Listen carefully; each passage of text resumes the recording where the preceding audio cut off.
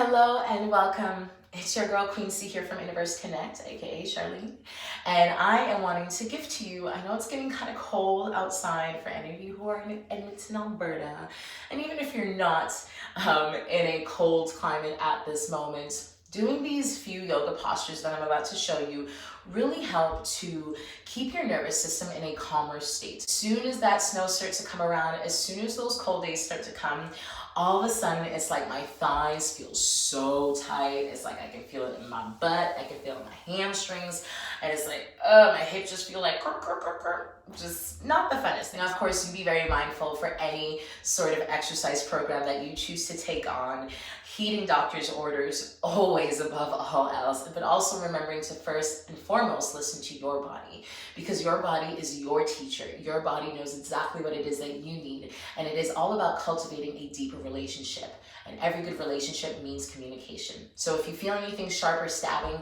please know that your body is asking for you to shift out of that, to regroup, to try it again from maybe a different perspective, to take your time in the posture, notice the alignment of your joints and your bones, okay? We want to be very mindful. We want to come from a place of loving our bodies always.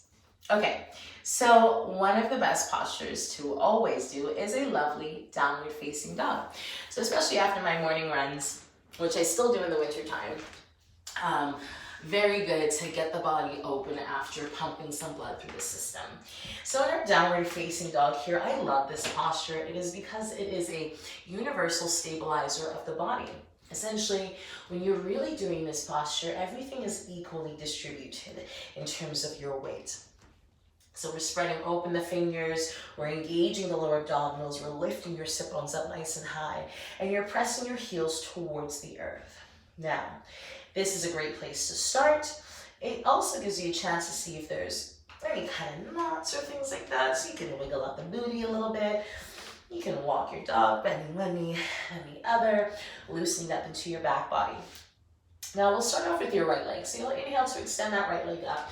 Now as you exhale, one of my favorite poses here, okay, is to come taking your right foot to the outside of your right hand and placing your back knee down onto the mat. Now as you're here, taking a look to notice that I like to keep my spine nice and long here, okay? This foot is nice and far to the outside, toes are pointing straight. Now, if you really want to get into your winged dragon, okay, when you come down into your forearms, some might call this gecko or dragon flying low, but I love to wing dragon.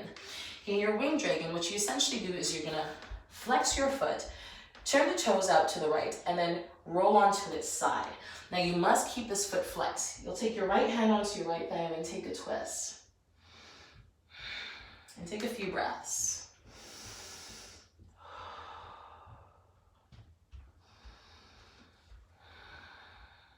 Take a big inhale. And an exhale. Very good. From here, coming right back to center, I like to go into this posture straight into a half splits. So I heel to my foot right into the center and then straighten out the front leg. Now as you straighten out the front leg, in this half splits, I do find it very valuable to keep your joints stacked on top of each other. So in this case, the left hip will stay stacked on top of that left knee. You're drawing your right hip back, that left hip forward. You inhale to create lots of length in your spine, and then you just gently start to walk your hands forward. Now, the idea is that you're not staying up here and trying to round your back, but you're allowing for your spine to stay long, your tummy towards your thigh. Your tummy might even start to touch your thigh here. And the moment that you start to feel the resistance, just stop there, breathe. Take a couple more breaths. A big inhale and an exhale. And we can shift the weight forward. We'll tuck those back toes, lift up the back knee, and go straight into your downward facing dog. And then we'll do the same thing on the other side. So let's inhale to lift that left leg up nice and high, stepping your left foot to the outside of your left hand, placing your back knee down onto the mat, untucking the toes. And again, one option here is to even stay here if this is feeling like enough sensation in your body, or you can come down to your forearms for lovely dragon Flying low here, so my polyp gecko.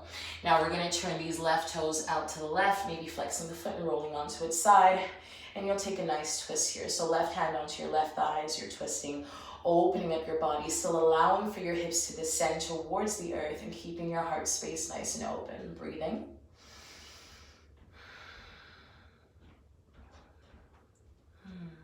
Taking a big inhale and an exhale. Now let's come right back to the center. Again, we're gonna heel toe this front foot right back, the central lining of your body, and we're gonna find your half splits down on this side. And always know that if you need a little bit more space in the leg, that you can wiggle out the heel to create that space. But do keep this front foot flexed. And remember as well, right hip will stay stacked on top of your right knee.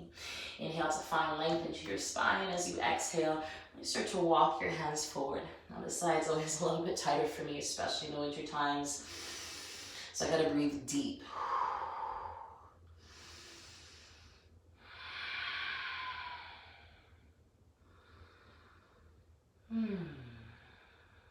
Let's take a big inhale and an exhale. Good. And softly shifting your weight forward. We're gonna tuck those back toes, lift up your back knee. Hands are gonna come down, finding your high plank to go straight into your downward facing dog. Now after this sort of posture, I like to come right down onto my knees, keeping my hips stacked right on top of my knees, reaching your arms forward and allowing for your heart to melt down towards your mat. Now eventually, in this happy pose, also known as Anhatasana, melting heart, you may have your chin and chest resting onto the mat. It may be your chin for now. It really just depends on the day, whatever it is that you have been experiencing in your body. Taking your time to breathe.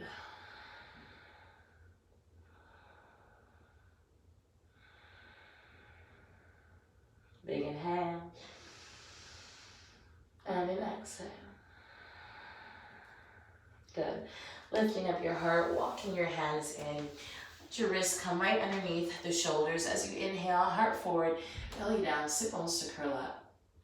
This is your cow. As you exhale, rounding your spine, curling your tailbone under. This is your cat. Again, inhale, heart forward. Exhale to round. Inhale, heart forward. Exhale, round. And one more time.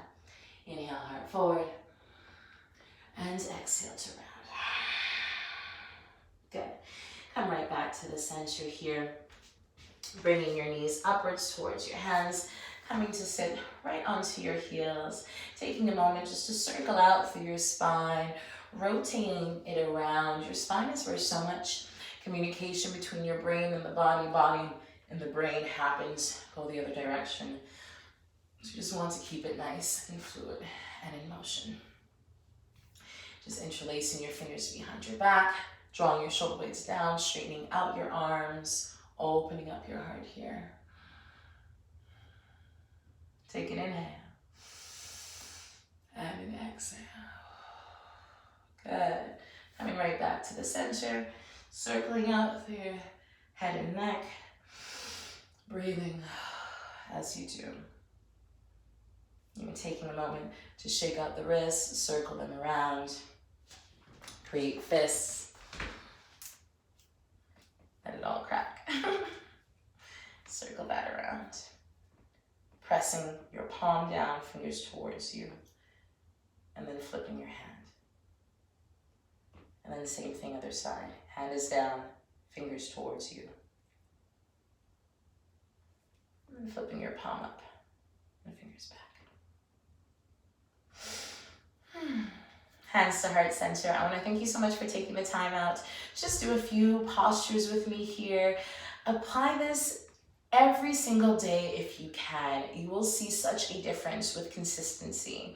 Okay, you don't have to have a super long yogic practice every single day, but being consistent is so beneficial and will surely give you so many results, and you'll get to actually watch yourself improve and watch yourself feel so much more open and free in your body. And is what this is all about.